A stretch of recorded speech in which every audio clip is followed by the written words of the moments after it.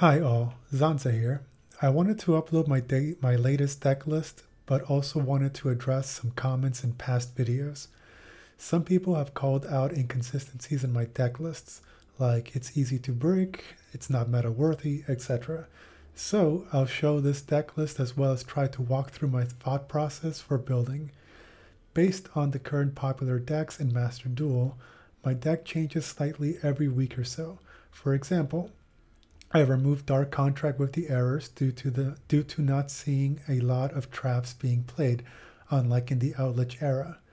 Regarding my choices to never have a 40 card deck and the DDD archetype, since as you can see from my specific deck lists, I have multiple copies of a lot of cards.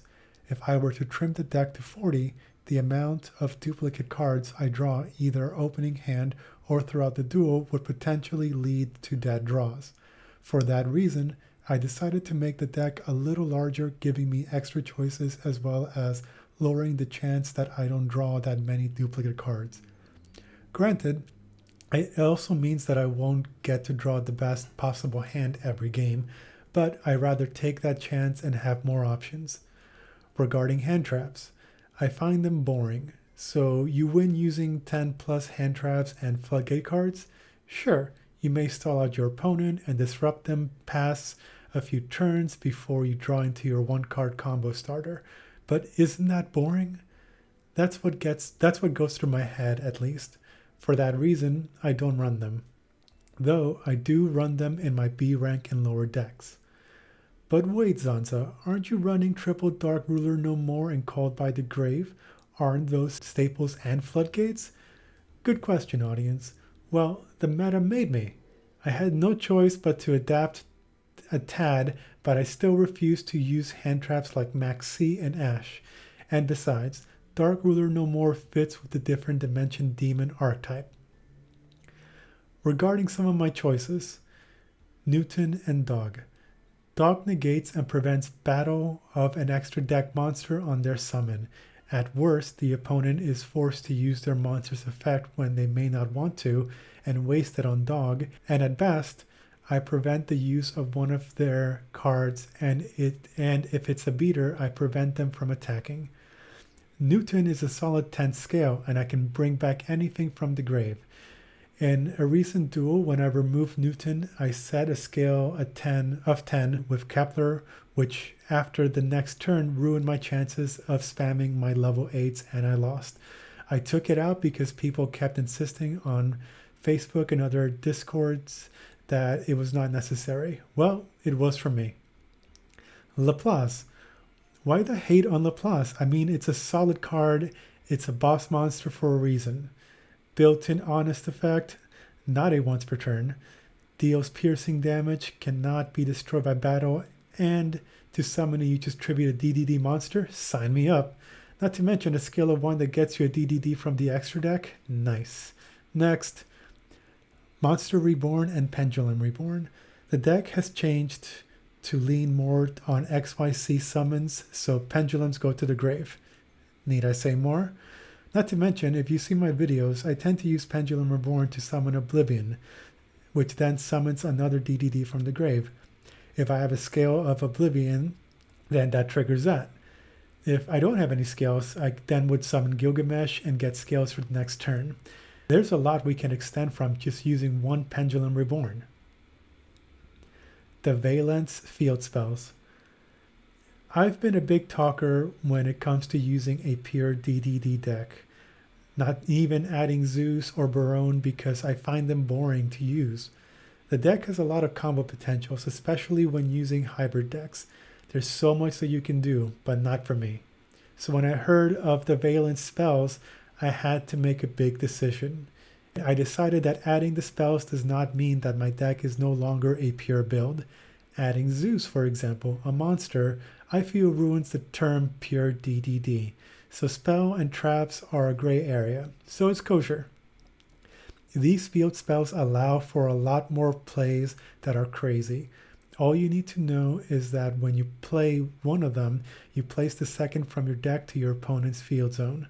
And that turn player gets 2 effects.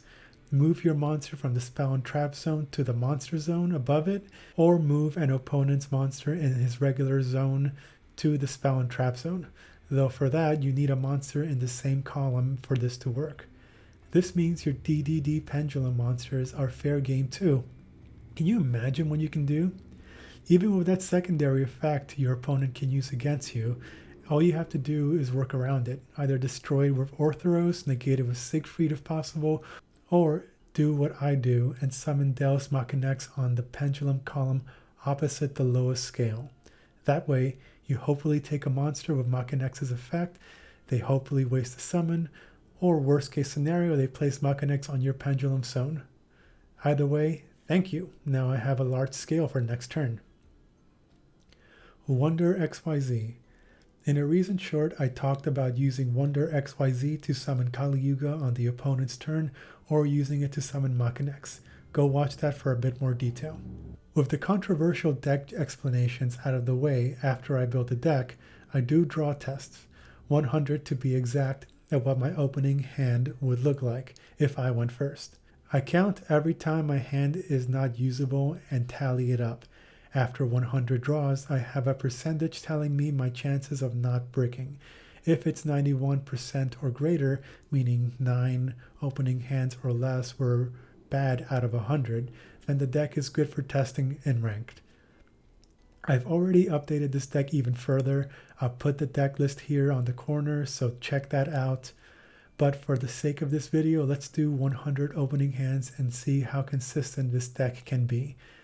Note, when I say consistent, I mean either the best case scenario or at bare minimum, get a bare bones setup that I can survive a turn and give me a chance.